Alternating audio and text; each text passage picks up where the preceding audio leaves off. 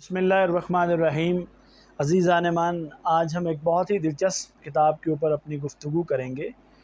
आप सब लोग जानते हैं कि ये कहा जाता है और बहुत खूब कहा जाता है कि life is given but once, कि जो ज़िंदगी हमें अता होती है ये सिर्फ़ एक बार होती है। उसके बाद हम इस दुनिया से चले जाते हैं और फिर पता नहीं कहाँ जाते हैं, और फिर आगे जो हमें ज़िंदगी मिलती है उसका हमें मज़हब एक हद तक शऊर देता है, लेकिन हमें दरअसल ये मालूम नहीं है कि वो ज़िंदगी कैसी होगी। उसके इशारे मौजूद हैं, उसकी तमसीलें मौजूद हैं, लेकिन हमें मालूम नहीं।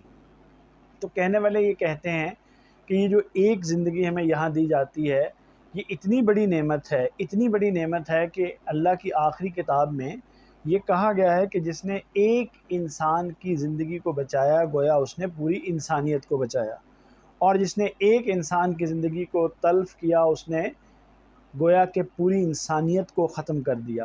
तो ये अल्लाह की आखिरी किताब में इस दुनिया को बनाने वाले की तरफ से आप इस बात से जान सकते हैं कि ज़िंदगी कैसी गैर मामूली चीज़ है। अब आज जो हमारी किताब है वो उसका नाम है top 5 regrets of dying people. ये किताब एक ऐसी ख़ातून ने, एक ऐसी नर्स ने लिखी जिन्होंने जिनकी ड्यूटी ये थी कि वो लोग जिनके बारे में ये तबीबों ने कह दिया था कि अब ये नहीं जिएंगे, तो वो अपनी ज़िंदगी के आखिरी दिन गुजार रहे थे, तो इन्हें उन लोगों की निगहदाश्त का मौका मिला। तो जब इन्होंने उनकी निगहदाश्त की तो इस निगहदाश्त के दौरान इन्होंने उन लोगों से ये मालूम किया कि अगर आपको दोबारा ज़िंदगी मिले या दोबारा ज़िंदगी दी जाए तो आप उस ज़िंदगी को कैसे गुजारना चाहेंगे। तो इसमें लोगों ने मुख्तलिफ़ जवाब दिए। तो उसमें जो जवाब दिए उनके जो टॉप 5 बड़े जवाब हैं, उनकी बुनियाद पर ये किताब लिखी गई। इसका टाइटल है top 5 regrets of dying people.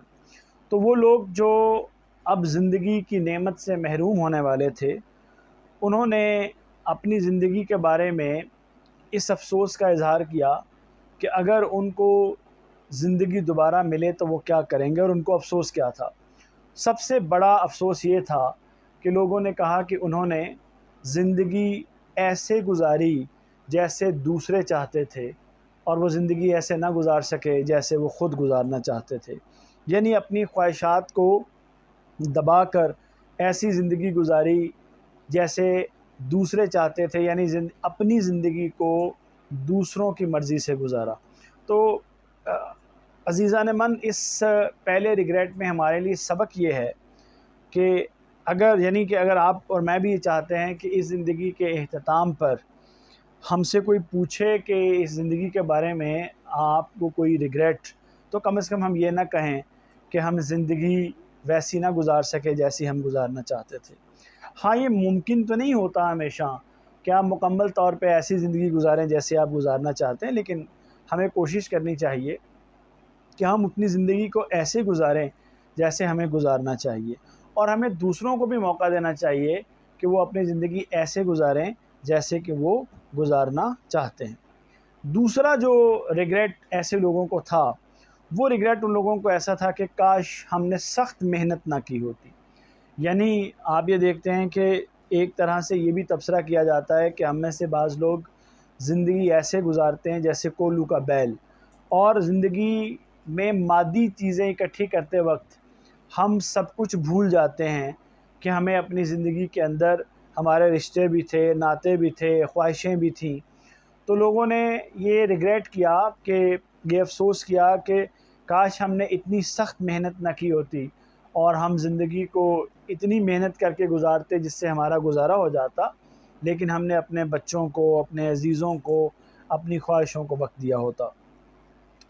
तीसरा जो रिग्रेट मरने वाले लोगों का था, वो ये था कि काश हमने अपनी फ़ीलिंग्स को एक्सप्रेस किया होता। हम जो कहना चाहते थे हमने कहा होता। हम जिसका इज़हार करना चाहते थे हम उसका इज़हार करते। यानी हमें कोई चीज़ बुरी लगती थी तो हमने उसको बुरा कहा होता। हमें कोई चीज़ अच्छी लगती थी तो हमें अच्छा लगा होता, हमें उसको अच्छा कहा होता। मगर हमने ज़िंदगी ऐसे गुजार दी कि कहीं लोगों को बुरा ना लग जाए। हमने दूसरों की ख्वाहिश को सामने रखते हुए अपनी फ़ीलिंग्स को एक्सप्रेस नहीं किया। घुटन में ज़िंदगी गुजार ली, और कुछ लोग तो इस घुटन को इस कदर उनके अंदर ये घुटन اثرات مرتب کرتی ہے کہ وہ بیمار ہو جاتے ہیں، اور کچھ لوگ ذہنی بیمار ہو جاتے ہیں۔ تو ان لوگوں نے، ہمیں بھی چاہیے کہ ہم زندگی میں اس بات کی فکر کرتے وقت، ہاں اس بات کا خیال رکھنا چاہیے کہ لوگوں کے جذبات مجروح نہ ہوں، لیکن ایسا بھی نہیں کہ ہم اپنی خواہشات، اپنے ایکسپریشنز، اپنی فیلنگز کو دبا کر زندگی گزاریں۔ جو چوتھا بڑا ریگریٹ تھا ان لوگوں کا، وہ یہ ریگریٹ تھا کہ کاش ہم نے اپنے دوستوں کے ساتھ رابطہ رکھا ہوتا، کاش ہم اپنے دوستوں کے ساتھ ان ٹچ رہے ہوتے۔ آپ دیکھتے ہیں کہ ایک ہمارے بچپن کے دوست ہوتے ہیں، پھر اسکول کا زمانہ، پھر کالج کا زمانہ، پھر یونیورسٹی کا زمانہ، اور پھر کام میں لوگ ہمارے دوست بنتے ہیں۔ لیکن ہوتا کیا ہے کہ جب ہم پیشہ ورانہ زندگی میں داخل ہوتے ہیں تو ہم اپنے دوستوں کو بھلا دیتے ہیں۔ تو مرنے والے لوگوں کا ایک افسوس یہ بھی تھا کہ کاش ہم اپنے دوستوں کے ساتھ جڑے رہتے اور ان کے ساتھ اپنی زندگی کی باتیں کرتے، زندگی کی خواہشات کو شیئر کرتے۔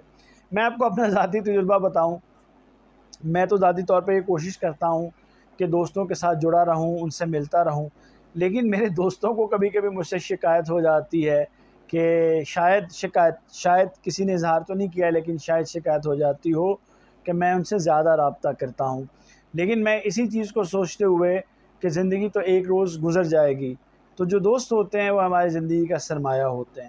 تو ہمیں بھی کوشش کرنی چاہیے کہ جو ہمارے دوست ہیں، خاص طور پہ جو ہمارے سچے دوست ہیں، خالص دوست ہیں، ان کے ساتھ ہم اپنا رابطہ بحال رکھیں۔